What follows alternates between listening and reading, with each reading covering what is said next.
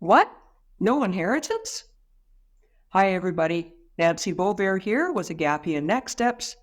And today I wanted to talk about the hype that's out there about the intergenerational wealth transfer that is in the media all the time. We're hearing all the time about how there is, depending on the article, anywhere from about 68 trillion to about $90 trillion that is going to be passed on from one generation to the younger generations.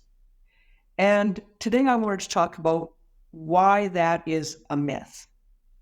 I think there's a couple of dangerous points about the fact that the media has been focusing on this intergenerational wealth transfer as well. I think that it's created in a lot of the younger people a bit of a complacency that they're going to be getting some large inheritance, and they almost expect it. I did speak in an earlier video about one young woman who was so upset that her parents dared to invest their money, which she had anticipated as her inheritance, that she was not going to invite them to her wedding, nor was she going to allow them to see any future children. That's the kind of dangerous ground we end up on here when we set expectations for the younger generations that they're going to be handed something. While it is a fact that there is that amount of wealth that is there that for potential transference, the reality is that that wealth is held by a very small portion of individuals. It's not everybody on the street that has access to that kind of wealth. And I'm sure that most of you would agree that most individuals in North America are of more modest means, more middle class, lower class, and there's really not going to be that much transference of wealth at the end of the day. So let's focus on the more modest income earners right now and what they have to pass on to their children. So these are the people who have worked their jobs, invested wisely, raised their families, and have done so very diligently, put money away, and with all good intentions, have intended to pass something on to their heirs, their beneficiaries, their children, their loved ones. But another part of the puzzle here is that our life expectancy continues to become longer and longer. There's a cost to living longer. There's a cost for anything medical related. There's a cost to actually just living. There's a cost if people are aging, and typically as people age, their health declines and often they need more supports. So it may be more of an expense for their housing needs or their medical needs.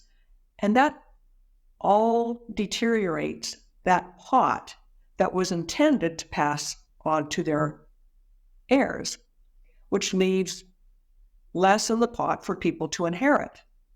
So the first point that I really want to make here is any of the younger generations out there who are listening to this, or anybody who is anticipating and counting on receiving a financial windfall through an inheritance, don't bank on it. You're running a big risk if you're counting on that for your financial planning for the future, because there may not be left what it is you're anticipating that you're going to get. So my advice to the potential heirs is to make sure that you take control of your own finances, learn what you can, become financially literate. Create your own savings account. Don't count on that inheritance. And then whatever you end up getting truly is a windfall. And you can then utilize that however you wish. You can further invest it to advance your savings needs. You can take a great vacation. You can buy a house. You then can do what you wish with it instead of counting on it for making sure that you can live day to day. I know of one couple, they were anticipating a couple of $1 million, and they lived their whole lives overspending, living beyond their means on credit in anticipation of receiving this windfall of a couple of $1 million. Well, the parents that were going to be passing on this wealth ended up living well into their 90s.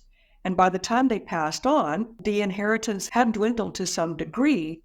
But beyond that, this couple had lived beyond their means for so long, by the time they paid off all their debts, they were left with a much less significant sum for their future. Now, the other point that I want to make is that it's really important that you take charge of your estate planning, regardless of your age. You really should be focused on where things need to go in the future. It's not something that is set in stone. This is something that should be revisited every 2 to 3 years, and especially if anything in your life changes. But if you set something up, then you can anticipate and you can plan for your future and make sure that you're in good shape. Beyond that, there are certain advantages to using certain estate planning tools. Things like trusts, living trusts, they're not just for the wealthy. They can be utilized by more modest income people, and it can shelter assets from creditors. It can really benefit to ensure that some of these gains that you're looking at passing down to your heirs are protected, and the added benefit of having something to pass on at the end of the day. Now, of course, those families that have the bulk of this wealth transfer, they've already got all of that stuff in place. They've already hired their tax attorneys and their estate planners, and they know that they've got things structured. They've got who knows what kind of trust set up for each of their heirs to ensure that things are going to pass on to them. And it's going to be passed on in the most tax efficient way possible, simply because those individuals have hired those experts to help them manage that to ensure that there's something for their heirs. So the points that I wanted to leave you with today are that, number one, if you're an anticipated heir or beneficiary of some wealth transfers, do not count on it. Be grateful for it, benefit from it, whatever it is that you get, but do not count on it. Count on your own initiatives to manage for your future financial affairs. Number two, I'd like to also appeal to everybody to make sure that you take a look at your estate planning and put it in place and speak to an expert, a professional, and find out how you can best protect your assets for transference.